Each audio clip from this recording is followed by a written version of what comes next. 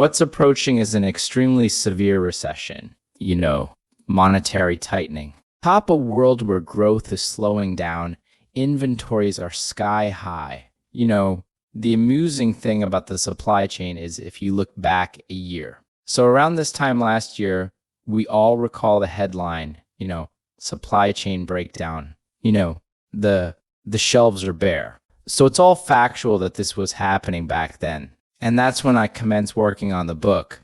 However, many purchasing managers and inventory managers doubled their orders. They reasoned, or even tripled the orders. Their rationale was, if the supply chain is deteriorating and I need just a regular amount, I better order 3 times as much or twice as much just to secure what I need. And they followed through. However, by summer, some of that pressure had eased, and here arrived the shipments into the warehouses that are double or triple what you required, coinciding precisely with the Fed's reduction of demand. Consequently, demand takes a nosedive. Retail sales plummet.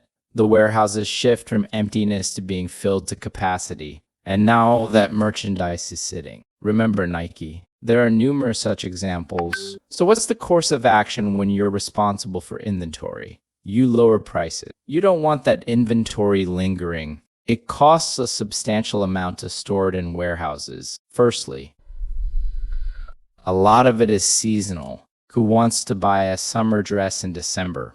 Not many people. Therefore, they just drastically slash prices, which in turn diminishes margins and profits. Hence, we're heading directly into the midst of all these issues. With the Fed tightening rates amidst weakness, the Fed will be the last to realize this because they heavily rely on models that are flawed, particularly concerning the Phillips curve and their fixation on the unemployment rate, which doesn't accurately reflect labor force conditions. Consequently, we're on course for a profoundly severe recession. The stock market is beginning to comprehend this, but there's this prevailing pivot narrative, eliminating some of the buy. The dips people still persist, so expect them to invest in what might evolve into a horrendous bear market.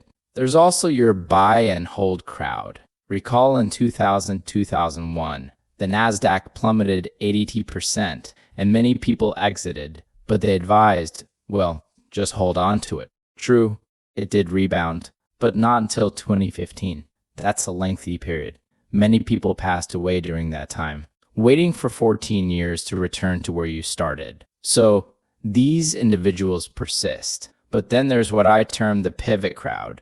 The Fed's pivot is a narrative that follows along these lines. The Fed's tightening. We anticipate that inflation will plummet rapidly. The economy will rapidly decelerate. Both of these events are underway. Inflation may decrease slightly, but the economic slowdown is evident, and the Fed will be compelled to adjust rates due to this awakening. The pivot involves transitioning from raising rates to cutting them, and this is seen as advantageous for tech stocks. So the narrative goes, buy stocks. However, there are 2 significant fallacies in this narrative. The first question is, who assures us that the Fed will comprehend the situation? If you review what Jay Powell stated and reiterated, we're going to escalate rates. We're determined to curb inflation. I've been observing this for 50 years. I've never witnessed a Fed chairman emphasize pain 3 times in a single paragraph, but he did, and it was deliberate. He's aware that a recession is inevitable. They're contributing to it. In part, unemployment will increase. He articulated connecting unemployment to essentially annihilating demand and controlling inflation. He stressed that this is the approach, and early signs of this are already emerging. Therefore, their focus revolves around this strategy. So, who assures us that the Fed will recognize the need for a course correction? Almost certainly not. They've outlined their course of action. They're going to hike rates, and then, he remarked, if we observe progress in inflation, we'll pause. But pauses doesn't imply cut. It means an extended waiting period.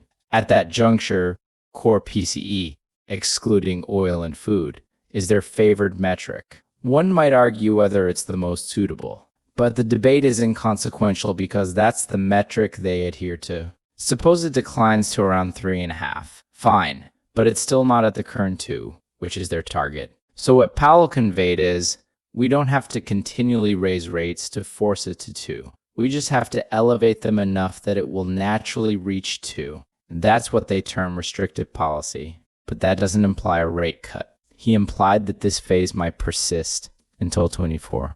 That's when rate cuts were discussed. Admittedly, this could change, but their intentions have been disclosed. I always mention that predicting the Fed's actions is the simplest part of my job because they explicitly communicate their plans. You just have to pay attention and take them at their word. However, the challenge lies in understanding the extent to which they will harm the economy and when they'll acknowledge the necessity for a change in direction. That's the challenging aspect of this analysis. But informing you of their intentions is the straightforward part, because they essentially reveal their strategies. Therefore, the stock market's belief that rate cuts will materialize is fundamentally incorrect. The second significant fallacy is the rationale behind considering this a signal to buy stocks. If the Fed is thrusting the economy into such a dire recession that unemployment will significantly increase and growth will plummet and inflation will decrease, why would this serve as a buy signal for stocks? Perhaps at the lowest point, and that nadir might not arrive until late 2023. True, there may be opportunities to purchase at the lowest point, but we'll be far from that point. Bear market rallies are fascinating phenomena. Some of the most substantial rallies in history occurred amid bear markets, leading to eventual complete losses. However, for a few days or weeks, even the bottom emerges, and it encourages investing in stocks, and so on. Therefore, one must be cautious. My anticipation is that a recession is imminent. It's going to be extremely severe. Inflation will decrease rapidly, but not quite rapidly enough for the Fed. They'll persist in raising rates, diminishing demand, elevating unemployment, and will awaken to a severe recession, heightened unemployment, and a substantially reduced stock market. Yes, I was present during the 2008 financial crisis. I was also present for the 1998 financial crisis. I negotiated the bailout for LTCM,